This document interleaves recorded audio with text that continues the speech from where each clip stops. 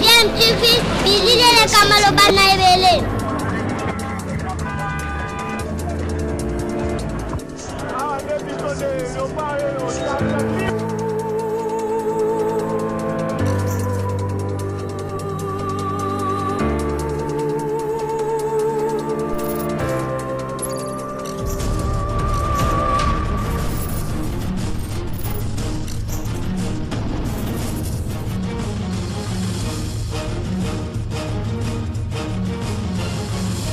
DMTV toujours en avant.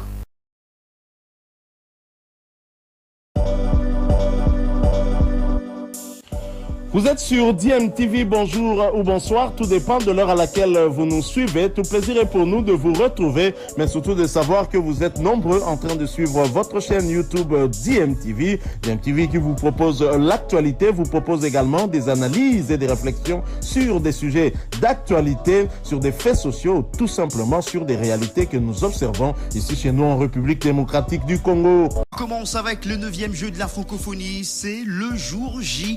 Oui, la cérémonie d'ouverture aura lieu aujourd'hui au stade des Martyrs à partir des 18h.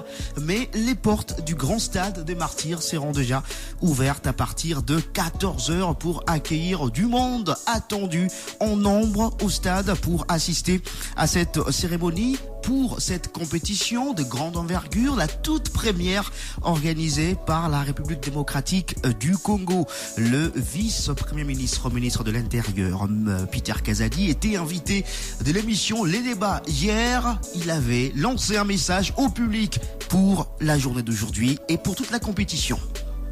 Discipline, l'ordre, le respect des biens publics, le respect de l'autre.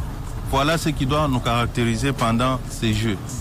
Botosi, Tosa policier à Tosi civil, Batela bilo à l'État, ba infrastructure au Totongi awa, Kobamba mabangate, ko s'attaquer na batute, ezali pona bola mambo kanabiso, ezali image ambo kanabiso, oyo ezali vita imanate, ezali nde bazota le labiso en international, monde mobimba francophone, même non francophone.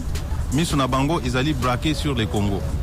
Koya kocha désordre pour peut-être au sala mabe na gouvernement pour linga gouvernement te. Yeba ke ozo sala mabe wanande na Congo. Pour tango image ko beba attaque au gouvernement oza lisusu te. Monde kotika la na image ke na Congo ezamboka ba sauvage.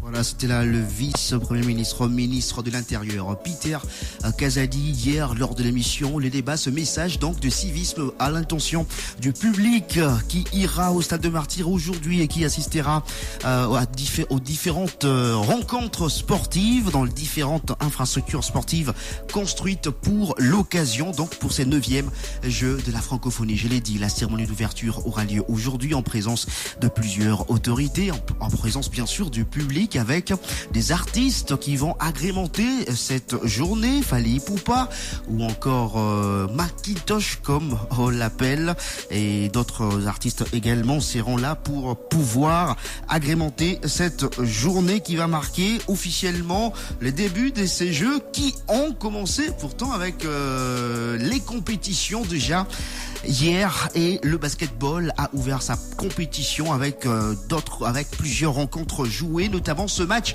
de l'équipe nationale de la RDC. Les Léopards dames ont étrillé le Tchadienne 97-17, 80 points d'écart.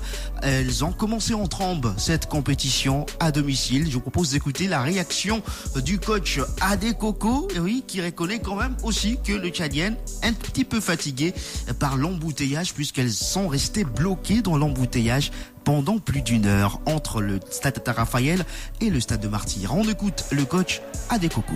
Nous avons joué notre basket, mais il y a encore des choses à corriger parce que demain on a déjà la Roumanie qui a perdu aujourd'hui contre le Liban. Donc c'est notre match de qualification.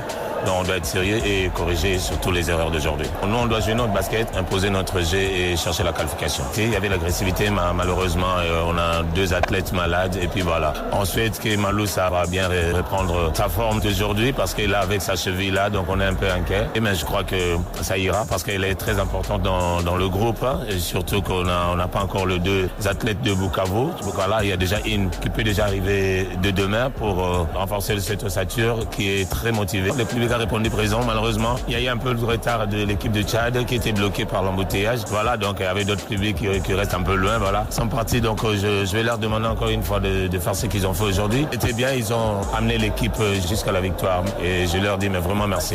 Voilà, c'était là le coach Ali Coco de la RDC. La RDC qui va jouer son deuxième match aujourd'hui. Ça sera à 12h45 contre la Roumanie. La Roumanie qui a été battue d'entrée hier par le Liban. 68 pour le Liban, 57 pour la Roumanie. On écoute la réaction de la coach du Liban, Nasser Nelly. Oui, qui s'est dit bien heureuse d'être à Kinshasa pour la toute première fois. On s'est bien battu, les filles ont bien joué, on a marqué nos points, on était bonnes en défense, on a fait des fautes évidemment parce qu'on menait de plus, mais ça va, c'est bon, a win is a win. On ne connaît pas les autres équipes, on verra, demain on a un match contre le Tchad, on va aller match par match et on verra, c'est notre problème. Les gens sont hyper gentils, vraiment, merci beaucoup. Team Beauté.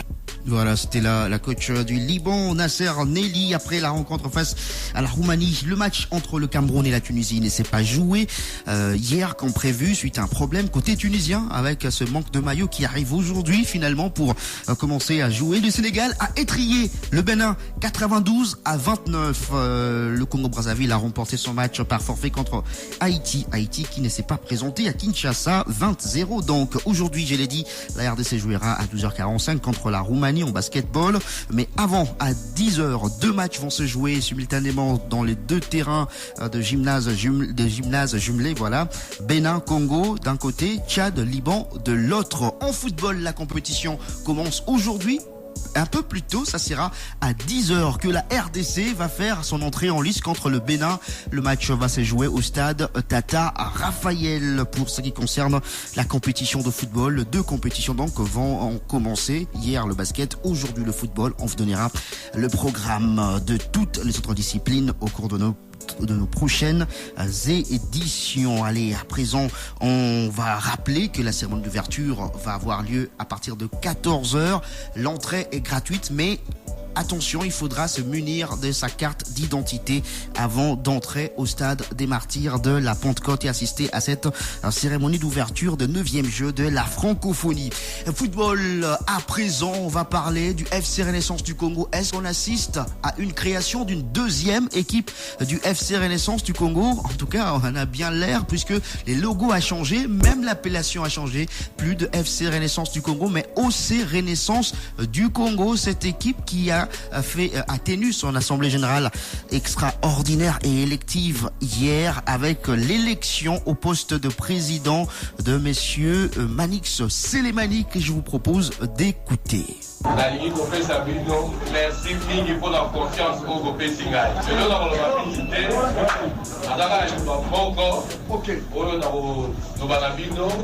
ezali que mosala ezobanda po toza na retard tomalisa kipe na biso elongo na biso nyonso toke moko mpona fibo na biso.